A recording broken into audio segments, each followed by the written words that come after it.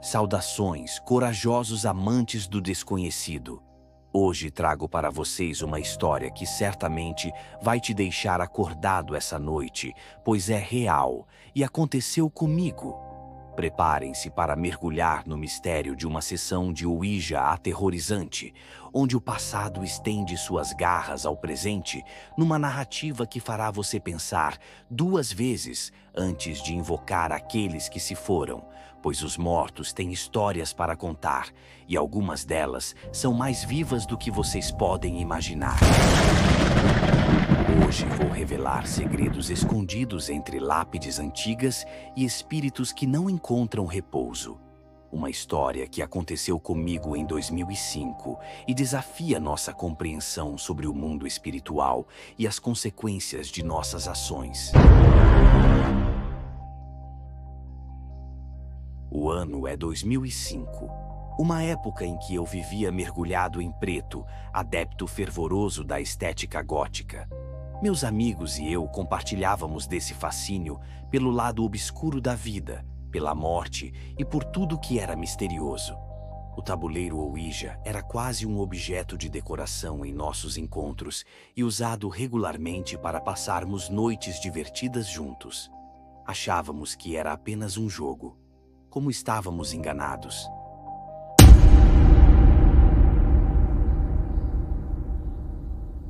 Era noite, quase madrugada. No meu apartamento, o clima era de excitação e risadas.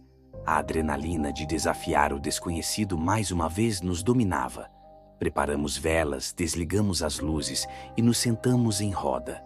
Posicionamos o tabuleiro sobre o chão e, como sempre, apenas eu e Raquel, minha melhor amiga, ousamos colocar os dedos no mostrador. Erguendo a voz, eu pedi para que o véu entre os mundos se abrisse e que, se houvesse algum espírito ali, se comunicasse conosco. As chamas das velas criavam sombras nas paredes que dançavam à nossa volta com nossos próprios vultos fantasmagóricos. Mal sabíamos que estávamos prestes a descobrir algo sinistro naquela noite. A atmosfera mudou repentinamente. Um frio cortante tomou conta do ambiente, fazendo as chamas das velas dançarem mais rapidamente. Meus pelos se arrepiaram. Um odor pútrido, como de terra úmida e carne em decomposição, invadiu nossas narinas e senti uma espécie de antecipação sinistra, uma ansiedade maligna. Nossos dedos estavam sobre o mostrador, que se mantinha imóvel até ali. Olhava para ele agora, porque sentia um calor descer pelo meu braço em direção à minha mão, um formigamento, e então ele começou a se mover. Olhávamos como que hipnotizados o mostrador percorrer a tábua até soletrar Olá, e entendemos que havia uma alma que chegara até nosso jogo e falava através da Ouija agora. Raquel perguntou qual era o nome de quem estava ali, e o mostrador percorreu letra por letra da resposta. Geraldo. Um nome que enviou calafrios em minha alma, sem nem saber o motivo. Nenhum de nós conhecia um Geraldo, mas o pavor estampado no rosto dos meus amigos, especialmente de dois deles, me dizia que havia algo terrivelmente errado, mesmo que não entendêssemos o porquê. A entidade, se é que podíamos chamá-la assim, se apresentou como Geraldo Pereira de Sá.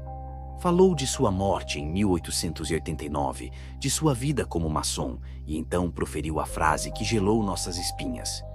Por que mexeram nos meus ossos? Eu e Raquel nos entreolhamos confusos. Nunca havíamos profanado um túmulo. Mas a verdade era que, naquele dia, dois dos nossos amigos haviam ido ao cemitério do Araçá, situado na cidade de São Paulo. O ar ficou denso, quase irrespirável. O mostrador começou a se mover com certa velocidade e violência, não demorando a formar frases. Quero ordem e respeito. Quero ordem e respeito. A frase se repetia enquanto o mostrador se movia, rodando embaixo dos nossos dedos. Um movimento impossível, se por acaso estivéssemos fingindo movê-lo.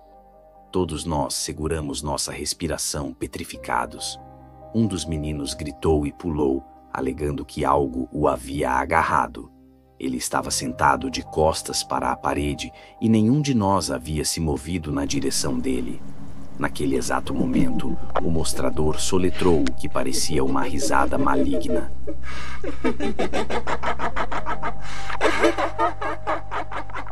Geraldo fizera aquilo. O menino que foi tocado se ergueu falando que não queria mais brincar. Parecia prestes a correr dali. Andou 2 passos quando as luzes da sala piscaram e ouvimos nitidamente batidas violentas que pareciam vir das janelas e portas, sem que ninguém tivesse ali. Senta. Ninguém pode sair se a gente não encerrar a sessão. Mas antes todos devem pedir desculpas ao espírito, mesmo que ninguém saiba do que ele está falando, disse eu seriamente, embora quisesse sair dali também. O temor de não encerrar aquilo direito e despertar ainda mais a ira de quem quer que estivesse ali, fez meu amigo sentar e continuarmos. Imploramos por perdão, um a um, em voz alta. Falamos que nunca tocamos em ossos e que íamos manter a ordem e respeito, que pareciam tão importantes para aquela alma errante. O mostrador rodou pela tábua inteira com tanta rapidez que quase saía dela e por fim soletrou: "Não." E todas as velas se apagaram de uma vez, nos deixando na escuridão. Só víamos nossas formas em círculo e o bege claro da tábua. Depois disso, nada mais. Por mais que perguntássemos se havia alguém ali ainda, o mostrador não se moveu novamente. Consideramos a sessão terminada. Estávamos todos pálidos quando acendemos a luz e o ambiente ia voltando ao normal, em temperatura e sensação, aos poucos. Nos erguemos e demos uma risada sem graça, querendo esconder que realmente havíamos ficado tocados por aquilo tudo. Raquel comentou que fora uma experiência interessante, mas que devia ser apenas um espírito zombeteiro, pois ninguém ali mexera em ossos. Sentando novamente, como se os corpos pesassem 1000 quilos, meus amigos finalmente tiveram coragem de confessar o que haviam feito mais cedo naquele dia.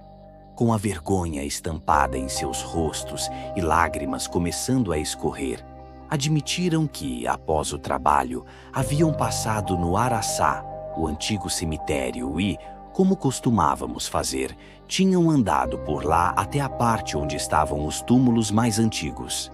Lá encontraram um saco preto encostado em uma cova, e um dos meninos teve a infeliz ideia de remexê-lo. Achando uma ossada, pensou que seria divertido brincar com ela, tomando nas mãos e fazendo movimentos no ar, dizendo: "Olhe, estou vivo." Para eles parecia tudo muito engraçado, com um humor adolescente e imaturo, sem pensar no respeito que o lugar pedia. Tinham por fim largado a ossada, sem parar de rir e brincar, e foram embora do cemitério, sem ao menos fazer uma prece pelo morto que usaram para sua própria diversão. Mais tarde foram nos encontrar em meu apartamento e tudo o que contei aqui aconteceu. Nenhum de nós conseguiu dormir naquela noite. Nunca mais tocamos no tabuleiro ou Ouija. A experiência deixou cicatrizes profundas em nossas almas. O espírito de Geraldo Pereira de Sá nunca mais se manifestou daquela forma, mas às vezes, em meio à escuridão, ainda podemos sentir sua presença ameaçadora, como se tivesse sempre em alguma esquina escura de nossas vidas. Uma sombra em nossos quartos. Lembrete constante daquela noite terrível e da lição que aprendemos da pior maneira. Os mortos nos observam e cobram. Jamais devemos desrespeitar seu descanso eterno. Se você sentiu um calafrio percorrer sua espinha com a história que acabou de testemunhar, não está sozinho. Aperte o botão de curtir para nos mostrar que compartilha desse fascínio aterrorizante pelo desconhecido. Compartilhe este vídeo com seus amigos e desafie-os a enfrentar os segredos do cemitério do Araçá. Será que eles também sentirão a presença ameaçadora de Geraldo Pereira de Sá? E lembre-se, inscreva-se no canal para mergulhar ainda mais fundo em relatos reais aterrorizantes que vão além da imaginação. Os mortos podem estar observando, mas nós estamos aqui para desvendar cada segredo sombrio que eles guardam.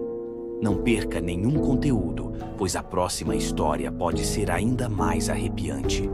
Agradeço por caminharem comigo nesta jornada sombria, desvendando os mistérios que se escondem nas sombras do cemitério do Araçá.